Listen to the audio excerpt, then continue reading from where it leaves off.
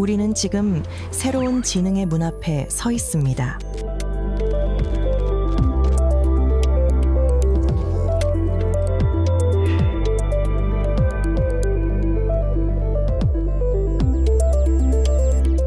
답보다 질문이 더 중요한 시대. 지금 시작합니다. AI는 많은 일을 즉답처럼 빠르게 만들어줍니다. 하지만 속도가 빨라질수록 우리가 놓치기 쉬운 것도 생깁니다. 일이 우리에게 주던 의미와 자존감 같은 것들입니다. AI의 발전으로 많은 일자리들이 사라지고 있는데요. 저희는 어떤 일자리를 구해야 할까요? 인공지능으로 일자리가 대체될 것 같다는 위기의식이 있다면 인공지능을 활용을 해서 나의 일의 종류를 바꿀 수 있다라는 긍정적인 마음을 가지고 바꿔나가는 게 필요하다고 생각을 합니다. 인공지능 혹은 디지털 기술의 도입에 따라서 더 많은 다양한 일이 생겨나고 있고요. 일자리가 대체된다기보다도 일의 성격이 다른 종류로 변화해 가고 있다라고 생각하는 게 맞는 것 같습니다. 그리고 그 변화는 우리가 만들어 가고 있고 인간이 가지고 있는 강한 무기인 창의성으로 새로운 일을 인공지능을 도구로 만들어가면 좋겠고 그렇게 가고 있다고 저는 생각을 하고 있습니다. 일자리가 사라진다기보다 일이 다른 형태로 바뀌고 있다는 이야기죠. 그 변화 속도 앞에서 우리는 AI를 어떻게 바라봐야 할까요? 이거를 기계로 보기보다는 우리와 동등한 형태의 어떤 그 무엇, 인간에 준하는 형태의 우리의 어떤 파트너, 동지, 이런 어떤 새로운 시각이 현 상황을 적응해 가고 우리가 직면한 여러 가지 문제를 풀어내 나가는데 더 적합한 어떤 시각이 아니겠느냐 이런 생각을 많이 해요. 그래서 공존이라는 개념이 전 굉장히 중요할 것 같아요. 우리가 AI를 잘 써야 된다. 도구처럼 잘 써서 무엇을 이뤄내야 된다라는 그것은 이미 그 시점은 지나지 않았느냐는 생각이 들고요. 오히려 어떻게 함께 무엇을 잘 만들어낼 것인가, 함께 만들어 나갈 것인가, 또 우리가 직면하는 여러 가지 문제들, 환경의 문제들, 질병의 문제들, 여러 가지 문제점들을 어떻게 AI와 함께 해결해 나갈 것인가라는 일종의 함께 진화하는 그 파트너로서, 주체로서 AI를 바라보는 게 저는 훨씬 더 AI와 함께 살아가는 세상에서 우리가 취할 수 있는 어떤 그런 필요한 인식의 변화가 아닐까 이런 생각을 합니다. AI를 도구로만 다루는 시대는 빠르게 지나가고 있습니다. 그렇다면 AI와 함께 살아갈 사람을 길러내는 대학은 무엇을 바꿔야 할까요? 교육이 달라져야 한다고 많이 말씀하시는데요. 대학 교육이 어떤 방향으로 바뀌어야 할까요? 인터넷에서 유튜브라든가 내가 들을 수 있는 지식 스포츠가 무궁무진하거든요. 그러면 적어도 대학 정도에 들어온 사람이라고 하면 자기가 어떤 내용에 대해서 공부하고 싶으면 자기가 스스로 조사를 해가지고 자기가 공부 플랜을 짤 수 있어요. 그러니까 더 이상 대학이 어떤 기존에 확보되어 있는 지식을 전달하는 체계로 가서는 안 된다. 그렇다면 뭐냐?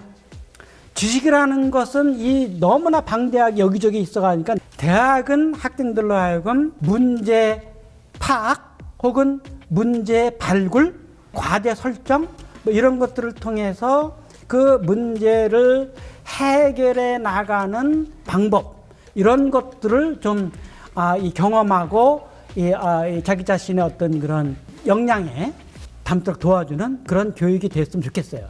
이공대에서는 주로 이제 랩이라는 개념이 있잖아요. 그러니까 이제 이거 인문사회 쪽에서도 어떤 이 과제를 해결하는 중심의 어떤 랩 스타일의 환경이 대학에서 조금 더 많이 활용화되어야 되지 않을까 이런 생각이에요. 이런 AI가 들어오기 전에 플립드 러닝이라는 개념이 있었잖아요. 그러니까 플립드 러닝, 즉 뭐냐면 어떤 과제에 대해서 선생이 그날 학습할 어떤 과제를 좀 정리해 놓으면 거기에 대해서 학생들은 미리 다 집에서 공부해 오는 거야.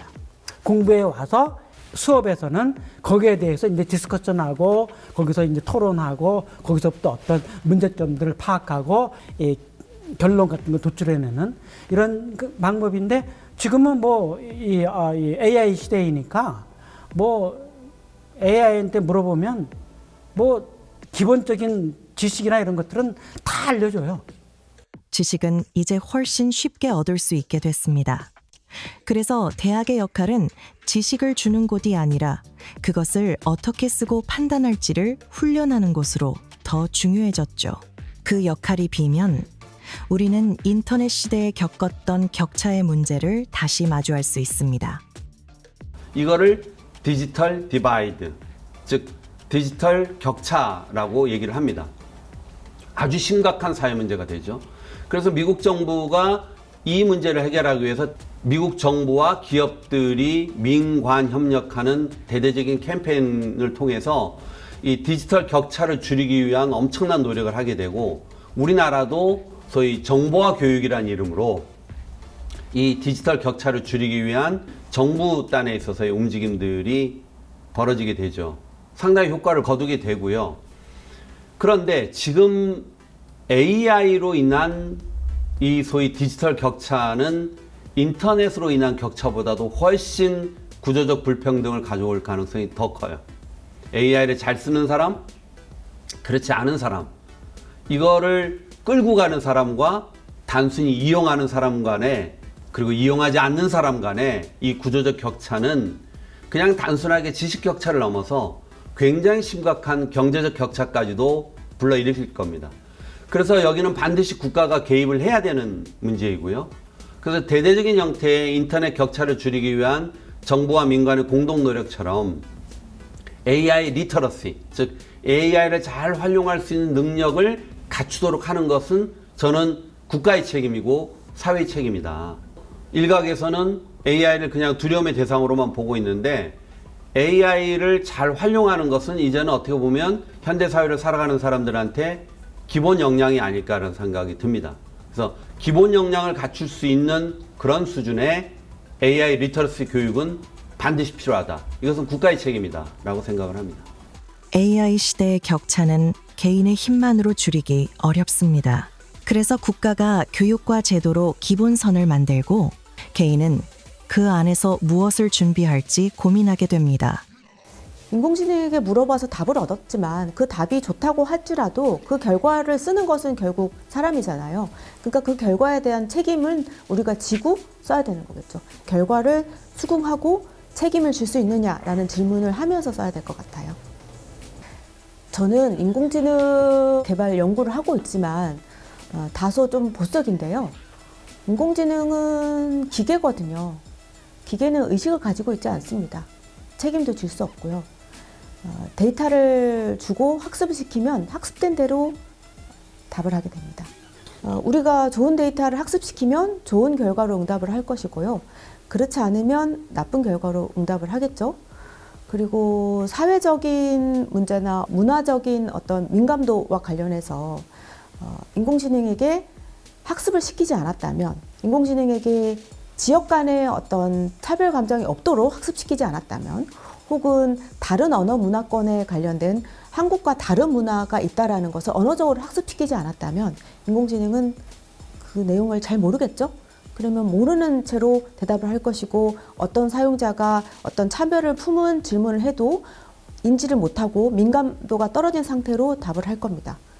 결국 결과를 쓰고 책임지는 건 사람입니다. AI가 답을 아무리 빠르게 내놓아도 무엇을 물을지 정하고 첫 질문을 던지는 건 결국 사람입니다. AI는 데이터를 가지고 분석을 하고 인간보다 더 빠르게 더 정확한 결과 값을 낼 수는 있죠. 물론 AI도 인간처럼 추론하고 인간처럼 소위 창의적인 활동들을 합니다.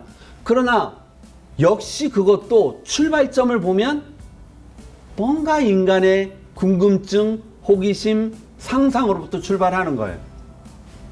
우리가 AI를 통해서 이제는 영상을 만들 수 있는 세상이 됐어요. 작곡을 합니다. 그림을 그립니다. 그런데 역시 첫 출발을 보면 인간의 뭔가 궁금증, 호기심으로부터 출발이 돼요. 그 영역은 우리가 포기할 수가 없어요. 오히려 거기에 가치가 더 커질 거라고 봐요. 인간이 세상에 대한 관심, 호기심으로부터 많은 것들이 출발될 것이고요. 기술이 아니라 인간의 호기심과 상상이 출발점이라는 이야기였죠. 그래서 대학은 지식의 양보다 삶에서 써먹는 눈과 경험을 남겨야 합니다. 교과서 지친 것이 아니라 자기가 어떤 영역에서 일하든지 실천적으로 그것을 구현해 나갈 수 있는 어떤 그런 그 안목, 인간 삶의 영역에서의 어떤 그런 현장 경험들을 좀 더 많이 좀 할 수 있는 기회가 돼야 하고, 대학은 또 그런 면에서 이제 다양한 이제 어떤 현장 체험 이런 기회들 이런 것들을 제공할 수 있도록 확장해 나가고, 인간이라는 존재는 결국은 관계 안에서 살아가는 존재인 거예요.